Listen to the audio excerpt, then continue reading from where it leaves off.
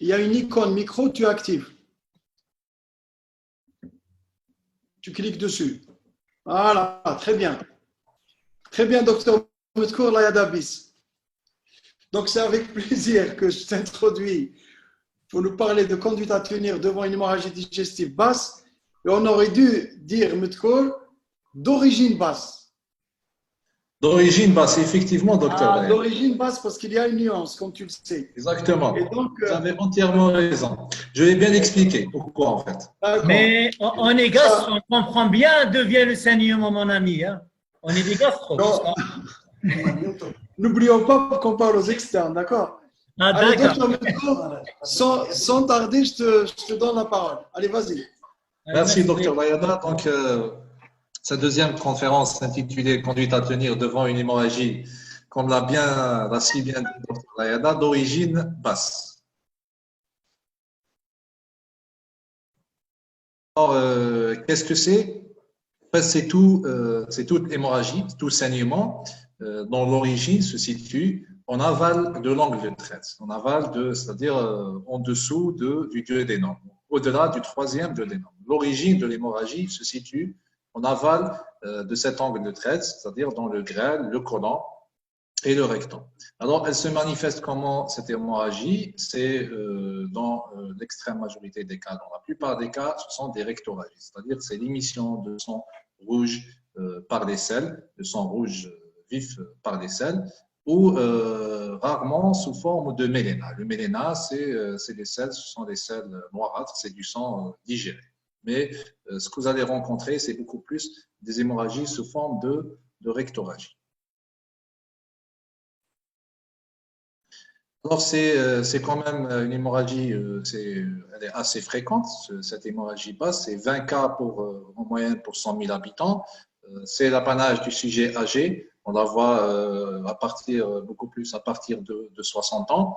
Et dont la mortalité reste quand même plus ou moins importante parce qu'elle peut aller jusqu'à 4%. On peut perdre 4 malades sur 100 malades qui présentent une hémorragie. Donc, ça reste quand même une mortalité assez importante. Alors, cette hémorragie, dans 90% des cas, elle est d'origine rectocolique, c'est-à-dire qu'elle se situe soit au niveau du rectum ou du côlon. Et donc, plus rarement, ce qui reste, c'est-à-dire l'origine grylique. Donc, vous voyez bien que c'est plus le rectum et le côlon. Et cette hémorragie aussi, la cause de cette hémorragie, c'est dans l'extrême majorité des cas, c'est l'hémorragie, enfin, je dis l'extrême majorité, j'exagère, mais c'est-à-dire que vous allez rencontrer beaucoup d'hémorragies basses qui ont une origine diverticulaire. Je vais vous expliquer tout à l'heure qu'est-ce que c'est. Alors, ces hémorragies basses, elles sont moins graves que les hémorragies hautes. Pourquoi? C'est surtout parce qu'elles cessent spontanément dans plus de 80% des cas.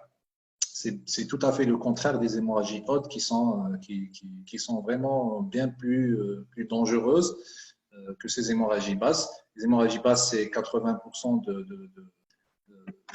dans 80% de cas, elles s'arrêtent spontanément, ce qui en fait quand même une moindre gravité par rapport aux hémorragies hautes. Alors, comment faire le diagnostic de cette hémorragie? Alors, pour la constater, c'est très simple. C'est-à-dire que vous allez avoir soit une rectorragie, des rectorragies, soit un méléna. Vous avez soit un sang rouge qui sera émis par l'anus, soit du sang digéré qui sera sous forme de méléna. Alors ça, c'est quand le diagnostic est vraiment facile, on met en évidence cette hémorragie, c'est rapide et c'est très facile.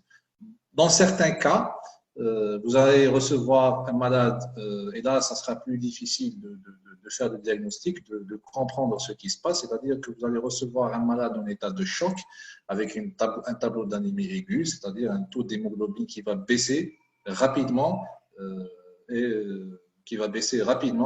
et le malade sera vraiment en état de choc. Là, c'est le tableau foudroyant de l'hémorragie. Et parfois, c'est tout à fait le contraire, c'est des saignements qui sont occultes. Un saignement occulte, c'est-à-dire que c'est un saignement très minime sur une longue période. C'est-à-dire qu'il y a un saignement, mais le malade ne va pas le constater, ne le verra pas parce qu'il est très minime. Et ce saignement minime sur une longue période va générer forcément une anémie, et c'est une anémie chronique. Donc, mais le tableau le plus fréquent, c'est celui-là, c'est-à-dire que le malade va venir, il va se plaindre soit de rectorragie, soit de méléna, plus rare. Alors faites attention, tout ce qui est sel rouge, ou tout ce qui est sel plutôt noirâtre n'est pas du méléna. Donc attention, avant d'aller conclure à une hémorragie, il faut bien interroger le malade, il faut bien interroger aussi son entourage. Des sels noirâtres, on peut en avoir si on prend du charbon, si on prend des sels de bismuth, si on prend du fer aussi. Et des fois, ça peut être une confusion, parce qu'il y a des malades qui ont une anémie chronique due justement à ces saignements occultes et qui prennent du fer en même temps. Donc, il faut savoir faire la part des choses. Certains aliments aussi, la betterave par exemple, peut colorer les selles en rouge. Donc, il faut bien faire l'interrogatoire et poser la question au malade sur les traitements qu'il prend, sur son alimentation, etc. Aussi, tout ce qui est sang n'est pas forcément, tout ce qui est sang dans cette région périnéale n'est pas forcément dû à une hémorragie digestive. Ça peut être une hémorragie urogénitale, ça peut être des fois une hémorragie d'origine cutanée dans la région périanale. Donc, il faut bien observer, bien faire son examen clinique pour ne pas tomber dans cette confusion. Alors, une fois l'hémorragie constatée, la première chose, c'est d'aller voir est-ce que cette hémorragie est grave. C'est connaître la gravité de cette hémorragie parce que la prise en charge ultérieure va en dépendre. C'est-à-dire que, premièrement, il faut avoir à l'esprit que c'est une hémorragie, que c'est une urgence médico-chirurgicale. Donc, la prise en charge doit être immédiate. Immédiatement, vous devez prendre en charge votre malade. Vous devez l'hospitaliser.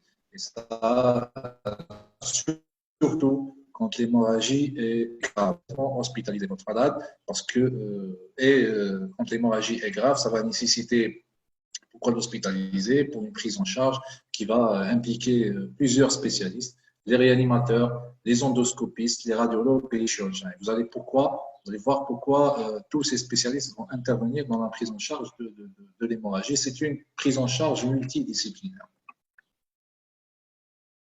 Alors, comment apprécier cette gravité? En fait, il n'existe pas un score validé qui va nous permettre d'un peu dire cette hémorragie est grave ou pas. Ce dont on dispose, ce sont des critères d'appréciation.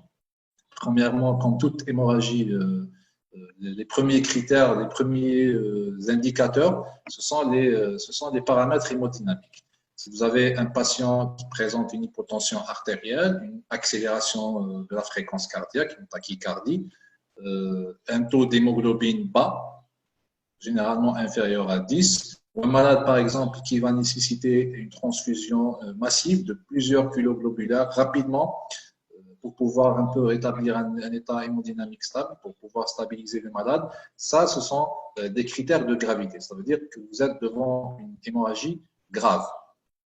Aussi, sachez que toute hémorragie survenant chez une personne âgée de plus de 70 ans, constitue un critère de gravité de cette hémorragie. Même une hémorragie pourrait ne pas avoir de retentissement chez une personne jeune sans comorbidité, mais chez une personne qui a plus de 70 ans, qui a des comorbidités, donc cette hémorragie pourrait être bien plus grave chez cette tranche d'âge. Aussi, donc, j'ai dit la présence de comorbidités, l'HTA, le diabète, etc., constituent des facteurs de gravité. La présence d'une insuffisance rénale aiguë, c'est-à-dire récente, avec ce tableau d'hémorragie constitue aussi un critère de gravité. Et enfin, si votre malade prend un traitement à base d'héparine, des anticoagulants, des antiagrégants plaquettaires qui peuvent être un facteur qui déclenche, mais aussi qui entretient et aggrave cette hémorragie. Donc, ça constitue aussi un facteur de gravité. Voilà, si vous disposez d'un ou de plusieurs de ces éléments, vous allez pouvoir dire que vous êtes devant une hémorragie avec des critères de gravité. Alors, au bout de cette évaluation, vous allez être devant 4 situations cliniques. Alors, soit c'est et c'est ce qu'on rencontre la plupart du temps, c'est d'ailleurs ce qui fait de cette hémorragie basse beaucoup moins grave que l'hémorragie digestive d'origine haute. Donc, la première situation, c'est quand vous avez un saignement minime qui va se résoudre spontanément, c'est pratiquement ce qu'on voit dans les 3 quarts des cas. Et là, c'est une hémorragie qui n'inquiète pas, qui ne nécessiterait éventuellement pas même pas une hospitalisation, et dont c'est une hémorragie qu'on va explorer tranquillement, à tête reposée, j'allais dire, entamer notre exploration pour aller voir un peu ce qui est en train de saigner. Donc, on n'est pas dans l'urgence extrême devant ce type d'hémorragie, cette première situation. Deuxième situation, ce sont les hémorragies chroniques, c'est-à-dire les hémorragies qui se répètent. C'est-à-dire qui se répètent mais qui ne sont pas graves. C'est un tableau d'hémorragie minime à modérée qui se répète de façon intermittente, qui survient et puis qui s'arrête et puis qui récidive, mais n'ayant pas à chaque fois un grand retentissement hémodynamique. C'est-à-dire que le malade reste stable, donc elle ne constitue pas vraiment des urgences aussi, mais le fait qu'elle se répète de cette façon, le fait qu'elle soit chronique, elle pourrait avec le temps avoir des retentissements, une anémie chronique notamment, etc. Donc il faut aller bien explorer, il faut aller rechercher l'étiologie de ce genre d'hémorragie, il ne faut pas les laisser comme ça. Troisième situation, et là ce sont les situations où on va dire que cette hémorragie est grave. Ce sont les hémorragies, les épisodes d'hémorragie sévère qui engagent immédiatement le pronostic vital, qui nécessitent une hospitalisation, une réanimation et une intervention, que ce soit endoscopique, chirurgicale ou autre. Et donc, ce sont des hémorragies qui sont graves, mais qu'on arrive à stabiliser par les différentes interventions, que ce soit au niveau de l'AREA ou ensuite par un geste endoscopique, etc. C'est-à-dire qu'on arrive à maîtriser. Malgré qu'elles sont graves, ce sont des hémorragies qu'on arrive à maîtriser. Enfin, la quatrième situation, ce sont les hémorragies massives. C'est celle-là où on perd le plus de malades. Là, le 2 à 4% de malades qu'on perd à cause des hémorragies basses, c'est dans cette catégorie. Ce sont des hémorragies vraiment massives. C'est une situation qui reste rare dans l'hémorragie basse, mais ce sont des hémorragies massives, persistantes, avec un retentissement hémodynamique majeur. C'est des malades que vous allez recevoir généralement, soit dans un état de choc, soit qui évoluent rapidement vers un état de choc, qui vont nécessiter beaucoup de transfusions globulaires, qui vont séjourner, qui vont être hospitalisés en réanimation, qui vont recevoir des drogues, etc. Et ces malades, on en perd beaucoup. C'est une hémorragie qui est cataclysmique. Donc, cette quatrième situation, c'est la plus grave des hémorragies, c'est la plus redoutée. Enfin, parce que vous savez, l'hémorragie, ça reste comme un symptôme. Ça révèle quelque chose. Il y a quelque chose qui a saigné et la vraie prise en charge de cette hémorragie, si on veut, vous avez la quatrième situation, il y a la prise en charge, c'est beaucoup plus celle de la réanimation. Les trois premières situations, si vous voulez bien les prendre en charge, il faut toujours aller vers l'étiologie, il faut traiter l'étiologie. C'est comme ça que vous allez faire cesser cette hémorragie, stabiliser votre malade et puis éviter surtout les récidives qui pourraient être bien plus graves. Donc, comment faire cette enquête étiologique? Qu'est-ce qu'il faut faire? Alors, premièrement, il faut commencer par un bon interrogatoire. L'interrogatoire, c'est très important, que ce soit l'interrogatoire du malade, s'il est conscient qu'il répond bien aux questions, ou de son entourage. C'est un temps qui reste dans l'hémorragie basse très, très important. Déjà, vous allez rechercher tout de suite les comorbidités, ça on l'a dit, pour évaluer la gravité de votre hémorragie. Et puis, il y a certains antécédents que vous allez rechercher systématiquement parce que leur présence pourrait orienter vers une des étiologies. Je parle par exemple des coagulopathies, des cardiopathies thrombogènes par exemple. Et là, vous allez trouver des malades qui sont soit sous ANS ou sous anticoagulants qui, on sait, ce sont des traitements qui vont soit provoquer des hémorragies ou les aggraver. Donc, c'est un élément très important. Les malades, on va chercher une maladie inflammatoire chronique de l'intestin, c'est les rectocolites hémorragiques et la maladie de Crohn, qui on le sait, c'est des maladies qui peuvent donner des tableaux hémorragiques. Donc, ça pourrait tout de suite nous orienter vers une étiologie, et même pour les examens complémentaires. La diverticulose, on va poser, les diverticules, c'est des poches, je ne sais pas si vous avez fait le cours, pas encore, mais ce sont des poches hernières qui se situent tout le long, qui peuvent se situer tout le long du digestif, mais surtout au niveau du côlon. Ces poches hernières, quand elles sont là, non compliquées, ne posent pas un problème pour le malade, mais dès qu'il y a inflammation, ce qu'on appelle la diverticulite, elles risquent de saigner, de donner des tableaux hémorragiques, et c'est les hémorragies les plus fréquentes. comment on peut faire leur diagnostic? C'est généralement soit lors d'une coloscopie faite pour autre chose, parce qu'elles sont complètement symptomatiques, elles ne sont pas compliquées, soit lors d'un scanner. Donc, tout de suite, on va poser la question au malade, est-ce que vous avez fait une colo auparavant? Est-ce que vous avez fait un scanner? Et on va rechercher l'existence ou non de ces diverticuloses. Les néoplasies aussi, les polyposes digestives qui peuvent donner des tableaux hémorragiques, que ce soit personnel et donc on le sait, soit familiaux. Déjà, il faut rechercher dans la famille. Comme ce sont des pathologies familiales, ça pourrait éventuellement nous orienter. La notion de résection récente de polypes, donc il faut toujours poser la question sur tous les antécédents. La notion récente de résection, de chirurgie et l'existence. Vous avez fait le cours, vous venez de faire le cours sur les maladies hémorroïdaires et donc vous savez très bien que la maladie hémorroïdaire peut saigner. Donc, il faut toujours aller poser la question par rapport à cette maladie. Ensuite, il faut toujours apprécier la nature du saignement, sa quantité, le rythme du saignement, etc. Combien, la quantité, si vous pouvez l'évaluer, mais attention, la quantité du saignement, la quantité de sang que vous allez apercevoir ou que le malade vous rapporte ne signifie pas, n'est pas le miroir de la gravité de l'hémorragie. La gravité elle-même de l'hémorragie. C'est-à-dire que le malade, il peut ne pas extérioriser tout le sang qui est dans son côlon. Donc, faites attention avec ce paramètre. Enfin, il faut toujours aller chercher des signes accompagnateurs, que ce soit digestifs ou extra-digestifs. Poser la question, est-ce qu'il y a une douleur abdominale, des troubles du transit, des douleurs proctalgiques, des signes généraux, l'amaigrissement, l'anorexie, tout ça, ça va nous orienter pour notre enquête étiologique. L'examen clinique doit être complet. À la palpation, rechercher une masse abdominale, l'existence d'adénopathie abdominale, si vous pouvez les palper, la présence de liquide et donc une acide. Il faut toujours faire le toucher rectal. Le toucher rectal fait partie de l'examen clinique de l'appareil digestif. Donc, toucher rectal, surtout à la recherche, une masse rectale susceptible d'avoir signe. Maintenant, après l'examen clinique et un bon interrogatoire, nous avons besoin d'examens complémentaires pour aller, c'est ces examens complémentaires qui vont nous permettre d'identifier la source de l'hémorragie.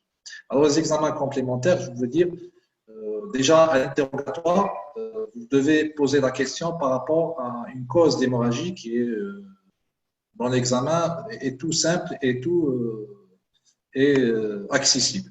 Je parle des pathologies de la marge anale ou du canal anal, c'est-à-dire les lésions, les hémorroïdes et la fissure anale. Vous venez de voir le cours, et vous savez comment l'explorer. C'est rapide, c'est un examen rapide. C'est soit à l'inspection ou à l'anoscopie, qui est un examen accessible et très rapide. Donc, toujours déjà poser la question au malade, est-ce que il a eu déjà des lésions hémorroïdaires ou une fissure anale, est-ce qu'il a des antécédents par rapport à ça, ou aller examiner à l'œil nu des fois, on peut constater que notre hémorragie vient tout simplement d'une lésion proctologique.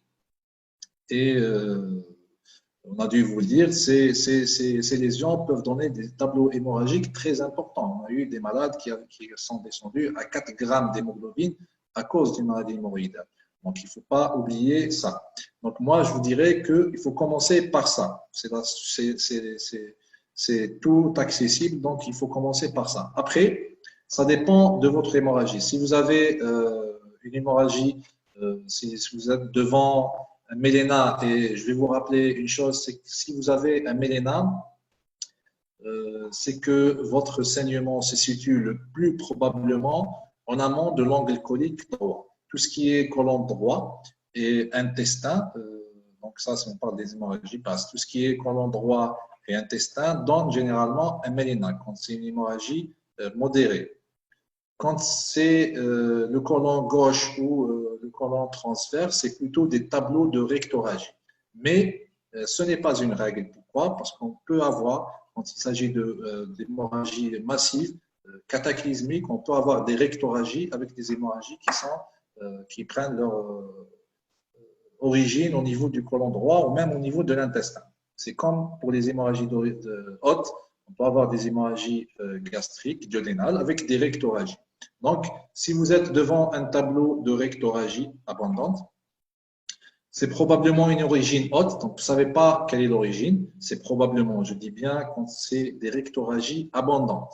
C'est probablement une origine haute. Là, vous êtes obligé d'aller faire une fibroscopie. Si vous êtes devant un tableau de rectorragie minime, l'origine haute n'est pas très probable. Donc là, la fibroscopie ne sera pas votre examen de première intention. La fibroscopie, si vous voulez, c'est un examen qui va vous permettre d'éliminer l'origine haute avant d'aller vers d'autres examens. Donc, devant un méléna et devant des rectorragies abondantes, la fibroscopie est l'examen de première intention. Si vous avez des rectorragies très minimes, la fibroscopie n'est pas l'examen de première intention. Donc, il faut aller directement explorer la partie basse du tube digestif. On va voir comment. Alors, justement, c'est la coloscopie, c'est l'examen, c'est le gold standard pour ces hémorragies, du type des hémorragies d'origine basse, la coloscopie. Qu'est-ce qu'elle va nous permettre? C'est d'explorer tout simplement le rectum et tout le côlon, avec ces trois parties, transverse, droit et gauche, et aussi la partie terminale du jéjunum, ce qu'on appelle l'iléon. Donc, toute lésion située sur l'une de ces parties, on va pouvoir la constater avec la coloscopie. C'est l'examen qui occupe la place centrale dans la prise en charge diagnostique et même thérapeutique dans l'hémorragie d'origine basse. La coloscopie, seulement, il y a une chose, il faut la réaliser précocement, le plus tôt possible. Pourquoi? Parce que la plupart des hémorragies digestives d'origine basse cessent spontanément et risquent de récidiver. Donc, vous devez aller rapidement, pendant l'épisode hémorragique, la coloscopie, ça nécessite une préparation, essayez de la faire rapidement, et puis aller rechercher cette cause d'hémorragie pour la traiter, pour pouvoir la constater et la traiter rapidement pour stopper l'hémorragie, de 1, et puis éviter les récidives. Et puis, il ne faut pas oublier, on ne fait pas d'endoscopie en général chez un malade qui n'est pas stable. Donc, la priorité est à la stabilisation des constantes hémodynamiques, à la réanimation du malade. Ensuite, ce sera l'exploration. La coloscopie, ça reste un examen qui a un excellent rendement diagnostique et qui est un examen qui va nous permettre d'aller intervenir, de faire un geste thérapeutique. Donc, si vous n'avez pas de diagnostic, si vous n'arrivez pas à identifier l'origine de l'hémorragie ni à la coloscopie et que vous constatez que ce n'est pas une hémorragie d'origine proctologique, là, vous devez aller vers d'autres examens. Et l'examen le plus rentable dans ce cas-là, c'est l'angioscanner. C'est le scanner avec injection et qui va explorer les vaisseaux. Donc, essayer d'identifier l'origine de l'hémorragie. Alors, c'est un examen, il est excellent. Pourquoi? Il a une très bonne spécificité, c'est-à-dire qu'il identifie bien les origines de l'hémorragie. Aussi, une bonne sensibilité, c'est-à-dire que si vous avez une hémorragie qui est en cours, une hémorragie active, avec un débit supérieur à 0,3 ml par minute, c'est le seuil de détection de cet angioscanner, c'est-à-dire l'hémorragie est toujours en cours et le débit est plus ou moins élevé, supérieur à 0,3 ml par minute.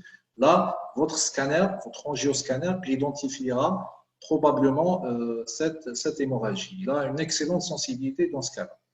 Et c'est un examen qu'on peut répéter, il est reproductible, c'est-à-dire qu'on peut répéter comme on veut et qui ne nécessite aucune préparation et c'est un examen qui est non invasif. Donc, ça reste un examen vraiment très intéressant, mais très intéressant premièrement pour les hémorragies en cours qui sont actives et pour les hémorragies avec un certain débit, c'est-à-dire les hémorragies importantes, qui n'est pas intéressant pour les hémorragies de petite abondance. Donc, l'angioscanner, c'est un moyen de diagnostic. Alors, après explorer votre côlon, vous faites une coloscopie, vous ne trouvez aucune lésion susceptible d'avoir saigné. Si vous faites l'angioscanner qui ne vous rend pas réponse, voilà, on ne connaît pas l'origine du saignement, là, vous pouvez suspecter un saignement du grêle et vous devez explorer le grêle. Alors, le grêle, la particularité, c'est qu'il est très difficile à explorer. On ne peut pas l'explorer en endoscopie, on n'a aucun moyen, enfin, on a la fibroscopie qu'on connaît et la coloscopie n'atteint pas le grêle. Le seul examen, l'un des examens qui explore le grêle, c'est l'entéroscopie. C'est une endoscopie du grêle, mais c'est vraiment un examen qu'on ne peut pas faire premièrement en urgence. C'est un examen qui n'est pas très accessible et dont la réalisation nécessite beaucoup de manœuvres. Il est très difficile et peut ne pas nous donner des réponses qu'on cherche. Donc, ce n'est pas un examen fait pour l'exploration en urgence. Et donc, ce n'est pas un examen très intéressant. Un deuxième examen, c'est la vidéocapsule. C'est plus ou moins nouveau. C'est une capsule qui est munie d'une caméra et qui va donner à un malade, il va l'ingérer. Qui va rester donc, le temps du transit, hein, ça va de 12 à 24 heures jusqu'à 48 heures. Puis on va la récupérer et l'analyser. Vous voyez bien que là aussi, ce n'est pas un examen qui est fait pour l'urgence. On ne peut pas le donner à un malade qui est plus ou moins instable hémodynamiquement. On ne peut pas donner à un malade dont on suspecte une tumeur, par exemple, du grêle, parce qu'il y a un risque d'incarcération. Donc, c'est pas l'examen qui va nous permettre d'avancer sur ça. Et ce qui nous reste comme examen, ce sont le transit du grêle et l'entéroscanner. Le transit du grêle, ce n'est pas un examen très sensible ni très spécifique. Et tout ce qu'il peut détecter, c'est vraiment des grosses tumeurs gréliques. L'entéroscanner, par contre, il est plus sensible. Il peut voir de petites lésions, de petites tumeurs gréliques et donc nous donner des informations. Mais grosso modo, l'exploration du grêle reste vraiment très difficile et dans les hémorragies d'origine basse, quand on ne trouve pas de lésions coliques ou d'origine proctologique, on a vraiment du mal à mettre en évidence des lésions qui se situent dans le grêle et même à aller les traiter. Et donc, c'est vraiment reste le point noir pour cette exploration. Alors, d'autres examens s'offrent à nous. Je vais citer particulièrement l'artériographie cellulomésentérique, qui est un examen très invasif. Donc, on n'a pas recours à cet examen en première intention et même on y a après réflexion et après avoir épuisé tout l'arsenal avant. Donc, il est réalisé si vous avez un saignement qui persiste et dont la cause n'est pas précisée, n'a pas été retrouvée par les autres examens, ou si vous avez un malade vraiment en état hémodynamique instable qui a nécessité beaucoup de transfusions, et là, vous n'avez pas le choix, vous devez épuiser toutes les explorations. Cet examen nécessite vraiment, il faut que l'hémorragie soit vraiment en cours et un débit sanguin plus élevé que celui de l'angioscanner. Mais le seul avantage de cet examen, parce que c'est un examen invasif, ce n'est pas l'examen qu'on préfère pour le diagnostic étiologique. Le seul avantage, c'est quand vous êtes devant un malade à qui vous n'avez pas plus grand-chose à offrir, cet examen va vous permettre d'identifier l'origine de l'hémorragie et en même temps de réaliser un geste thérapeutique, réaliser ce qu'on appelle une embolisation. C'est-à-dire, il va vous dire, voilà, dans ce secteur qui est irrigué par telle ou telle artère, des vaisseaux, tel ou tel vaisseau, il y a une hémorragie. Et ce que vous allez faire, un geste thérapeutique, c'est que vous allez thromboser, si vous voulez. Vous allez bloquer, stopper l'arrivée du sang à ce niveau, réaliser ce qu'on appelle une embolisation. Et ça va permettre d'arrêter et de stopper l'hémorragie. Donc, pour ça, c'est une sorte de geste de sauvetage avant la chirurgie. Donc, reste son importance, peut-être il est important dans ce côté. Mais sinon, c'est un examen qui est très invasif à ne pas réaliser en première intention. Deuxième examen, c'est la scintigraphie au globule rouge marqué. C'est un examen qui se fait en médecine nucléaire. En fait, on va marquer les globules rouges avec un radioactif, le technetium 99, et puis on va essayer de voir un peu où se situe le saignement. Cet examen aussi, il n'est pas très invasif, mais c'est un examen qui nécessite aussi que l'hémorragie soit en cours et qui va mettre en évidence un saignement même minime, avec un débit de l'ordre de 0,1 ml par minute. Donc enfin, si vous ne trouvez rien et que votre malade saigne toujours, on ne va pas laisser le malade quand même mourir. Ce qu'on va faire, c'est une chirurgie, une laparotomie exploratrice. On va tout simplement ouvrir pour aller explorer. Et ça, c'est vraiment en dernier recours. Ce n'est pas du tout, il ne faut pas penser à ça jusqu'à ce qu'on ait tout épuisé. Après, on va faire une laparotomie exploratrice Et si on trouve l'origine du saignement, essayer de le stopper chirurgicalement.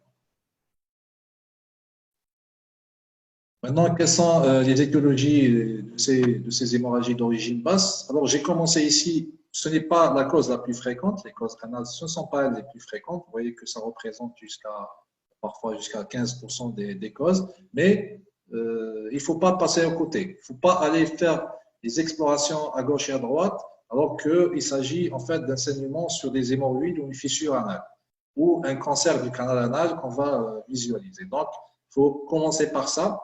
Éliminer ça, mais faites attention. Des fois, on peut trouver des hémorroïdes, mais ça ne veut pas dire que l'origine est d'origine hémorroïdaire. Donc, il ne faut pas faire cette erreur. Ce n'est pas parce que le malade a des hémorroïdes et qu'il a une hémorragie que forcément, c'est des hémorroïdes qui saignent. On sait la fréquence de ces hémorroïdes dans la population. Donc, il faut faire très attention. Il faut bien examiner et il faut faire un bon interrogatoire. Enfin, les causes colorectales qui sont les plus fréquentes. J'ai commencé par l'hémorragie diverticulaire. Vous voyez que ça peut représenter jusqu'à un tiers, plus d'un tiers des cas d'hémorragie d'origine basse. Alors, ces diverticules, ces hémorragies se situent généralement à droite, dans plus de la moitié des cas, sur 50 à 70%. En fait, les diverticules eux-mêmes se situent généralement plus à gauche, mais les diverticules qui saignent sont ceux qui sont situés le plus à droite. D'accord? Et donc là, c'est la première cause d'hémorragie. Ce qui est bien avec ces hémorragies diverticulaires, c'est qu'elles s'arrêtent spontanément. Et en même temps, c'est ce qui n'est pas bien, parce que souvent, on reçoit des malades qui ont fait des hémorragies, qui déglobulisent, et dès qu'on fait le temps de préparer le malade, de faire la coloscopie, on n'a plus d'hémorragie. Et là, on trouve des diverticules, mais on ne peut pas relier la présence de ces diverticules à l'hémorragie. Donc, c'est en même temps une bonne chose et en même temps, ça nous complique un peu les choses.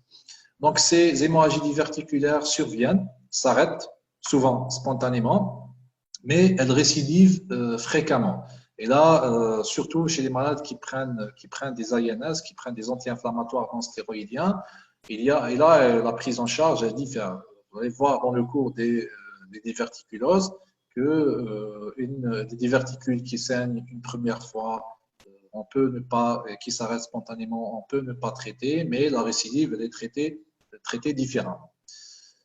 Alors, le traitement, quand vous constatez l'hémorragie, que vous êtes sûr que vous trouvez le diverticule ou les diverticules qui saignent, le traitement, il est endoscopique. On commence toujours par un traitement endoscopique et le meilleur moyen, c'est le clip métallique. On va clipper pour fermer cette lésion, mais vous disposez aussi d'autres moyens, qui est l'injection sclérosante, etc.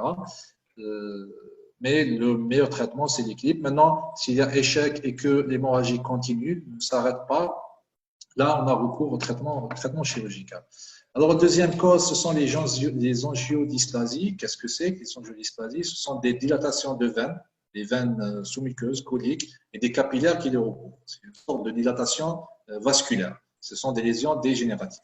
Alors, les angiodysplasies, vous pouvez les voir ici sur cette photo en bas. Ce sont ceux-là, les angiodysplasies. Ça, c'est la paroi colique, la muqueuse normale ici. Et ça, ce sont des angiodysplasies.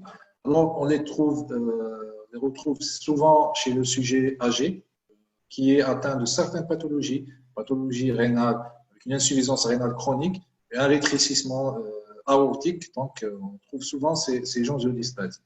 Alors, elles se situent le plus fréquemment dans le sécam et ce sont donc des lésions qui saignent et qui récidivent souvent. On a beaucoup de récidives si elles ne sont pas traitées, ces lésions de risque souvent de resaigner. Alors le meilleur traitement, c'est le plasma d'argan. Le plasma d'argan, c'est ce que vous voyez ici, c'est une cautérisation, on va cautériser, vous voyez la lésion, elle devient soit noirâtre, soit comme ça blanchâtre, mais c'est-à-dire qu'on va un peu les brûler. Et c'est un traitement très efficace qui va permettre d'empêcher cette récidive. Maintenant, des fois, on a tellement beaucoup, c'est-à-dire le sécam, par exemple, est complètement recouvert d'angiodysplasie, et là, le traitement par plasma d'argan n'est pas recommandé. Ce qui est recommandé, c'est carrément une chirurgie.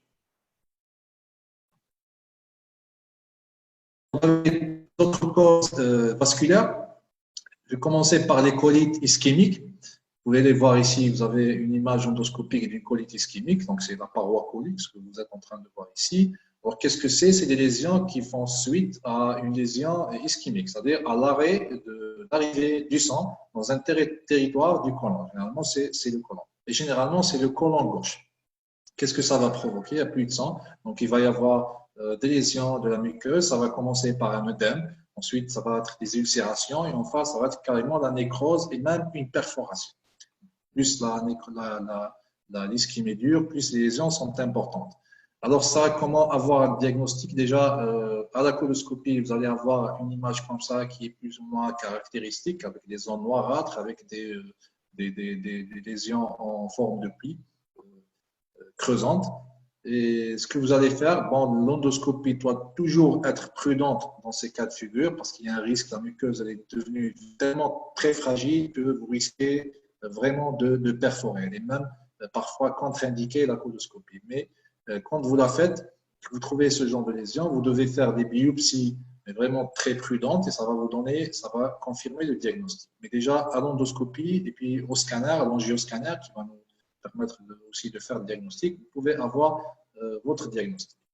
Alors, il y a les varices coliques ou rectales. Vous savez, il y a, dans l'HTP, il y a les varices œsophagiennes, il y a des varices gastriques, les différentes varices gastriques, et puis vous avez les varices ectopiques qui se situent un peu partout dans le tube digestif. Et vous pouvez avoir des varices dans le rectum ou dans le côlon, et ces varices peuvent, c'est rare comme entité, mais elles peuvent saigner et donner un tableau d'hémorragie basse. Il y a cette ulcération particulière qu'on appelle l'ulcération du la foie. C'est une ulcération unique qui peut se situer un peu partout dans le tube digestif et qui risque, c'est rare en localisation le côlon, mais elle existe, donc on doit la connaître. Pathologie tumorale. Alors, toutes les tumeurs bénignes du rectum ou du côlon peuvent saigner. Alors, vous avez les tumeurs épithéliales, les tumeurs, ce qu'on appelle les polypes, qui sont les polypes, ce sont des tumeurs bénignes. Alors, les polypes risquent de saigner, sauf que les polypes donnent généralement plus un saignement chronique. Et le tableau que vous allez trouver souvent, c'est le tableau d'hémorragie chronique intermittente, contrairement aux tumeurs malignes, comme dans l'adénocarcinome colorectal, ce sont plus le tableau de saignement aigu que vous allez recevoir. Alors, les colites, je vous ai parlé tout à l'heure des maladies inflammatoires chroniques de l'intestin, les MICI, la RCH et la maladie de Crohn, donc la RCH qui peut atteindre le rectum et le côlon, et la maladie de Crohn qui peut atteindre tout le tube digestif, donc on peut avoir même un saignement grélique. Donc, il faut, à l'interrogatoire, vous êtes orienté, puis quand vous faites l'endoscopie, vous allez trouver des lésions assez typiques. Ces maladies sont susceptibles de saigner, peuvent donner des hémorragies. Parfois, elles sont même révélées par un tableau hémorragique, par des hémorragies, ce qu'on appelle sont des urgences qui nécessitent une prise en charge avec un protocole particulier. Alors, les colites infectieuses, ce sont des maladies infectieuses du côlon, que ce soit parasitaires ou microbiennes, dominées par l'amybiase intestinale qui peut donner un tableau hémorragique, ou les autres germes, Escherichia coli, la salmonellose, etc. Alors, certains médicaments peuvent engendrer des lésions de la paroi colique et provoquer un tableau hémorragique. Et en chef de file, ce sont les INS. Alors, les INS, que ce soit prises par voie orale ou en suppositoire, les deux peuvent donner des lésions de la muqueuse duodénale et même ailleurs, pardon, la muqueuse colique et même des muqueuses gastriques, comme dans les muqueuses gastriques et duodénales, donc c'est tout le tube digestif, et peuvent donner des lésions de la muqueuse colique et donc donner un tableau d'hémorragie. Donc, il faut garder à l'esprit, déjà, vous posez la question. C'est pour ça que je vous ai dit tout à l'heure que l'interrogatoire est très important dans les hémorragies. Vous allez poser la question, le malade va vous dire, voilà, j'ai pris des INS, etc. Et vous êtes orienté. Alors, enfin, des malades qui ont eu une radiothérapie, qui ont eu à faire une radiothérapie pour un cancer beaucoup régional, le cancer, surtout le cancer la prostate. Alors, ces malades développent souvent des lésions, c'est sous forme de téléangiectasie, des ulcérations, parfois on trouve même des sténoses complètement, c'est souvent au niveau du rectum, ce qu'on appelle la gite radique. Ce sont des lésions induites par les radiations, surtout quand elle est importante, supérieure à 45 degrés, c'est souvent le cas pour les tumeurs de la prostate. Et ces lésions vont siéger au niveau du rectum le plus souvent, parfois un peu plus haut, mais c'est surtout le rectum, mais c'est surtout le tiers inférieur du rectum. Alors, ces lésions peuvent donner des tableaux hémorragiques très importants des fois et vont nécessiter impérativement une prise en charge. Et le traitement, c'est un traitement endoscopique. C'est aussi, comme dans les angiodysplasies, c'est la cautérisation au plasma d'argan. Et ça nécessite souvent plusieurs séances. Une séance, ce n'est pas suffisant. Donc, on fait plusieurs séances espacées de 3 à 4 semaines. Enfin, une lésion, il ne faut pas oublier les polypectomies. C'est une hémorragie, si vous voulez, iatrogène. Les polypectomies, c'est quand on enlève des polypes endoscopiquement dans le côlon et dans le rectum. Alors, ces polypectomies, on peut avoir comme complication un saignement immédiat. Mais des fois, il n'y a pas de saignement immédiat, mais le malade revient soit quelques heures et même quelques jours après avec un tableau d'hémorragie. Surtout si on a enlevé un grand polype ou si le malade était sous anticoagulant, là, ce sont des facteurs de risque. Donc, il faut toujours, premièrement, pour l'opérateur, celui qui a fait le geste, il faut avertir le malade qui risque d'avoir une hémorragie retardée. Et puis, quand vous recevez un malade comme ça, vous devez, là aussi, l'importance de l'interrogatoire, rechercher ce genre de geste. Alors, si on a parlé des causes colorectales qui sont les plus fréquentes, on a parlé des causes proctologiques qui existent et qui sont, je vous ai dit, l'examen, sont très accessibles d'examen. Maintenant, les causes intestinales. Et les causes intestinales, c'est elles qui nous posent problème. On l'a déjà dit, mais c'est vraiment elles qui posent problème de diagnostic. Mais les causes intestinales sont dominées par le diverticule de Meckel. Le diverticule de Meckel, c'est une anomalie congénitale. C'est aussi une sorte de poche hernière comme ça qui se situe dans le grêle, généralement dans la partie terminale du grêle. Alors, le diagnostic, il se fait comment? Quand le diverticule est en train de saigner, la scintigraphie est très sensible, mais il faut qu'il y ait hémorragie en cours. Il doit être en train de saigner. Une fois le diagnostic fait, le traitement, c'est la résection chirurgicale. Donc, il faut, dans les causes intestinales, éliminer au premier ce diverticule. Le diverticule de Meckel. Maintenant, il faut avoir à l'esprit aussi qu'il y a des tumeurs, elles sont rares, les tumeurs du grêle, mais les tumeurs du grêle, que ce soit des tumeurs bénignes ou des tumeurs malignes, comme dans le côlon, sont susceptibles de saigner. Mais intestin, il faut penser en premier à ce diverticule de Meckel. Maintenant, d'autres pathologies peuvent exister. On a eu beaucoup d'angiodysplasie du grêle. Les angiodysplasies du grêle, ça existe. Le traitement, c'est généralement la résection chirurgicale après exploration, après laparotomie exploratrice. Mais vous pouvez avoir, des lésions dues à la maladie de Crohn qui peut atteindre le grêle. Des lésions, des entérites infectieuses spécifiques, comme dans la tuberculose non spécifique, l'ulcération de la face, c'est anecdotique la localisation viridique, ou des métastases de tumeurs vasculaires, de tumeurs ailleurs, des tumeurs métastasiques Enfin, après tout ça, souvent, dans près de 20% des cas, ce qui a été estimé, on n'arrive pas à identifier une cause directe de ces hémorragies. C'est-à-dire que le malade saigne, soit parce qu'il s'arrête de saigner avant qu'on arrive à faire un examen de diagnostic, coloscopie ou autre, qu'on n'arrive pas à identifier, soit parce qu'on n'arrive pas à atteindre, surtout dans les hémorragies du grêle, l'origine de cette hémorragie. Donc 20% reste de cause indéterminée. C'est ce que je voulais dire. Enfin, donc, l'hémorragie basse, c'est une hémorragie qui est moins fréquente et moins grave que l'hémorragie digestive haute, mais qui garde toujours une certaine gravité, une mortalité, surtout pour une certaine catégorie, gardez-le bien à l'esprit, sujet âgé avec comorbidité et traitement anticoagulant, etc. Ça, il faut faire attention avec cette hémorragie. Elles sont dans la quasi-totalité des cas d'origine colique.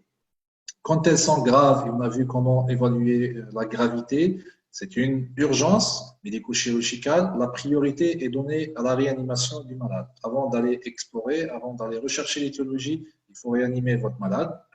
L'examen, le gold standard de l'exploration, c'est la coloscopie.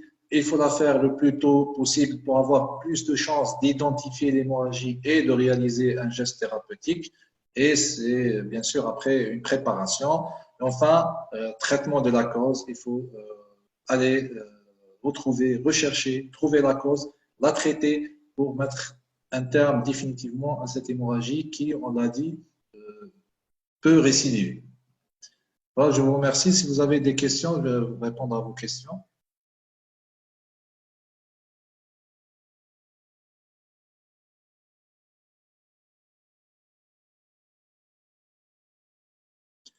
Alors, vous avez dit que, il y a une question, vous avez dit que les hémorragies basses cessent spontanément dans 80% des cas, contrairement aux hémorragies hautes qui ne cessent pas spontanément, c'est ça. Les hémorragies hautes, c'est un autre chapitre. Les hémorragies basses cessent spontanément dans plus de 90% des cas, oui. Les hémorragies hautes peuvent cesser spontanément, c'est rare, c'est plus rare que les hémorragies basses, mais il y en a certaines qui peuvent cesser spontanément, mais ce n'est pas le sujet, ce n'est pas notre sujet aujourd'hui, les hémorragies hautes. Aujourd'hui, on parle des hémorragies basses.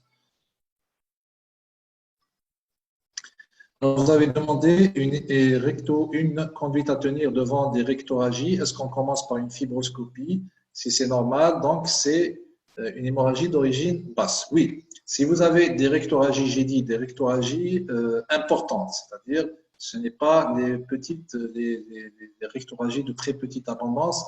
Là, ça ne peut pas être des hémorragies basses parce que le sang sera digéré en chemin. Mais quand le flux est très important, le sang n'a pas le temps d'être digéré, donc il ne donnera pas un tableau de méléna. Et là, vous devez suspecter l'origine haute et donc commencer par une fibroscopie. Si vous éliminez à la fibroscopie une origine haute, là, allez explorer l'origine basse. Vous êtes sûr que c'est une origine basse et vous commencez les explorations pour l'origine basse.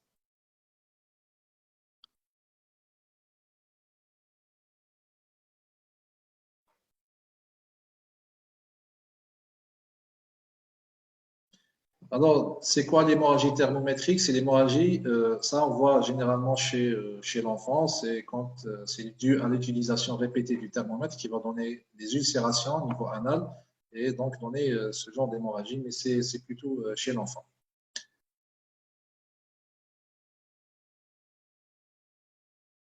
Alors, la maladie cœliaque peut-elle donner un tableau d'hémorragie digestive d'origine basse? La question est hors contexte. Est-ce que la rectorragie ne gêne pas la coloscopie? C'est une bonne question. Quand il s'agit, nous, ce qu'on fait en pratiquant en 30, vous avez un tableau de rectorragie importante, c'est-à-dire que ça devient fluide. Le côlon va évacuer rapidement, il va se laver, si vous voulez. Et là, vous faites, c'est rouge, le côlon est plein de sang, certes, mais généralement, il n'y a pas de sel parce qu'il y a une évacuation. Et là, ce qu'on fait, nous, c'est qu'on va s'aider avec ce qu'on appelle un lavage. Ça, c'est technique, c'est-à-dire qu'on va utiliser des lavages, soit avec une pompe qui va laver, on va commencer d'en haut jusqu'en bas, ou au contraire, on va bien laver pour pouvoir voir. Ce qui gêne plus dans la coloscopie, ce n'est pas la présence de sang, parce qu'on peut laver, mais c'est la présence de sel dur qui peut gêner. C'est pour ça qu'on fait une préparation. Mais souvent, quand on a des hémorragies cataclysmiques, avec des rectorragies importantes qui ne sont pas d'origine haute, qui sont d'origine basse, on fait la coloscopie en s'aidant des lavages. Alors, vous avez reposé l'examen, la question, quel est l'examen de première intention? L'examen de première intention, je vous ai dit, ça va dépendre du tableau. Si, je le répète encore, que ça soit un peu clair, si vous êtes l'hémorragie d'origine basse peut se manifester soit par un méléna, soit par des rectorragies. Souvent par des rectorragies, mais des fois par un méléna. Et l'hémorragie d'origine haute peut aussi se manifester soit et souvent par un méléna, contrairement à la basse, et aussi par des rectorragies de grande abondance. Donc là, vous recevez le malade, par exemple, quand il a des rectorragies de grande abondance. Vous ne pouvez pas savoir quelle est l'origine, est-ce que c'est haut ou bas. Et donc là, vous devez ce que vous devez faire, c'est aller faire une fibroscopie pour éliminer ou confirmer l'origine haute. Si vous avez un méléna c'est souvent une origine haute, mais ça n'exclut pas l'origine basse. Donc là aussi, vous devez faire une fibroscopie pour aller éliminer ou confirmer l'origine haute.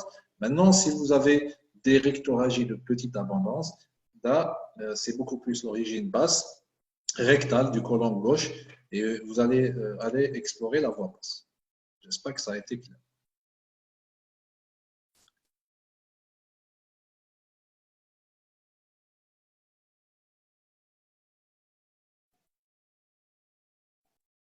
Alors, pour l'hémorragie diverticulaire qui s'arrête spontanément avant l'exploration, quelle est la conduite à tenir? La conduite à tenir, c'est on n'a pas de moyen de diagnostic, on ne peut pas savoir, c'est essayer d'aller explorer ailleurs. Peut-être que ce n'était pas l'origine de l'hémorragie, on n'en est pas sûr. Si on confirme que c'est l'origine de l'hémorragie, là, la conduite à tenir, c'est de bien sûr, si le malade récidive, il y a un traitement à faire. Si le malade récidive, il faut l'opérer, etc. Mais ça, vous le verrez dans le cours d'hémorragie, le cours du verticulose.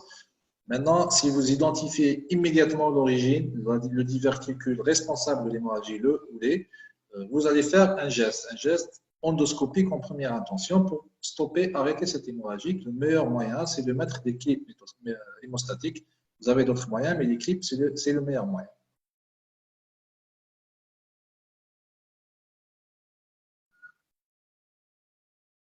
Alors, il y a une question, c'est quoi la différence entre hémorragie haute et hémorragie basse et hémorragie d'origine basse? Je vais vous répondre. C'est ce que a dit Dr Layada au début. Pourquoi il a précisé hémorragie d'origine basse? Parce que quand vous dites hémorragie basse, ça peut prêter à confusion. Hémorragie basse, c'est méléna ou rectorragie émise par l'anus. C'est-à-dire un méléna qui est émis par l'anus, c'est des cernes noirâtres émises par l'anus ou des rectorragies. Ça, c'est une hémorragie basse. Hémorragie haute, c'est l'hématémèse. Maintenant, quand vous dites d'origine, l'origine du saignement basse, c'est là, au-delà de l'angle de traite, c'est l'origine basse. Et en amont, c'est l'origine haute. Donc, il faut faire la part des choses. Dr Layada avait bien raison au début de bien préciser. C'était important. Je pense que j'ai fait le tour des questions. Voilà. Entre origine haute et origine basse, dernièrement, je me suis bien planté. Une femme âgée de 80 ans avait fait une hémorragie digestive extériorisée sous forme de méléna avec retentissement. Elle avait 4 grammes d'hémoglobine. Après transfusion, j'ai fait l'endoscopie haute jusqu'au deuxième duodénum. Elle était strictement normale. Et donc, j'ai fait l'endoscopie basse. La coloscopie, il y avait un côlon qui était plein de sang. J'ai insisté pour voir l'ilion et en cathétérisant la valvule, j'avais du sang qui provenait de l'ilion. Donc, ce n'était pas le côlon. Et qu'est-ce que tu fais dans ce cas de figure? Donc, c'est le grêle. Eh ben, c'est le grêle. Et je me suis bien planté parce que j'ai décidé de reprendre la malade en endoscopie haute en essayant d'aller plus loin. Et j'ai essayé d'aller le plus loin possible. Et au niveau du jejunum proximal, il y avait une belle lésion que tu avais montrée tout à l'heure d'angiodysplasie qui saignait abondamment en nappe. Ce sont les situations qui nous posent le plus de problèmes d'hémorragie digestive. C'est l'origine grédique. On a peu de moyens d'exploration, surtout dans l'urgence. Et donc là, souvent, on fait ce que vous avez fait, Dr Layada, c'est-à-dire faire une fibro, revenir à la colo, et puis un peu voir, reprendre le malade pour une jéjunoscopie, pour pousser, mais des fois, on n'y arrive pas. Et là, ce qu'on avait comme solution ultime, souvent, c'est d'aller ouvrir le malade, de faire une laparotomie exploratrice et éventuellement de faire… Les chirurgiens n'aiment pas trop parce qu'ils vont aller à l'aveugle. Enfin, il y a l'artério, si le saignement est à haut débit, parce qu'on peut faire un geste d'embolisation, un traitement radiologique. Moi, je n'avais pas à le faire. Au niveau du jejunum, j'avais trouvé une lésion d'angiodysplasie qui saignait en nappe. Et ce que tu avais montré tout à l'heure, j'ai mis du plasma argan. Ça a fait l'hémostase immédiate et c'était extraordinaire. J'étais tout content parce que le saignement s'est arrêté et la malade était sortante au bout d'une semaine avec un taux d'hémoglobine qui remontait, donc il n'y avait plus de méléna. L'enseignement que j'ai eu, c'est quand on fait devant un méléna une endoscopie haute, il faut aller le plus loin possible. Ça m'aurait évité de faire une coloscopie. Et effectivement, si les deux examens sont normaux, et j'avais fait le cours sur d'origine haute, on avait parlé sur quand l'urée augmente. Quand on a une urée qui augmente, ça témoigne d'une origine haute. Et plus c'est haut, plus ça augmente. Et donc, on pratique l'urgence, je ne sais pas pour ce qui est de chez toi, mais on a vu beaucoup d'hémorragie durant cette période post-Aïd. Post-Aïd, on a eu, en tout cas, je n'ai jamais vu autant d'hémorragie digestive. On nous envoie de partout et je n'ai jamais eu autant de cancers qui ont traîné parce que ça fait 3 mois de confinement et puis bon, le système était désorganisé, le système des soins et il faut rester vigilant. En tout cas, merci beaucoup, docteur Metkour. Merci à vous. C'est un plaisir. Et merci les chers étudiants. Vous aurez les cours manquants sur le site ce soir, Inch'Allah. Et on vous dit à la prochaine. Au revoir. À demain. Je ferai le cours à 13h, polypose. Et puis, il y aura, je ne sais pas s'il y aura un deuxième cours ou pas. Allez, bye bye. Au revoir.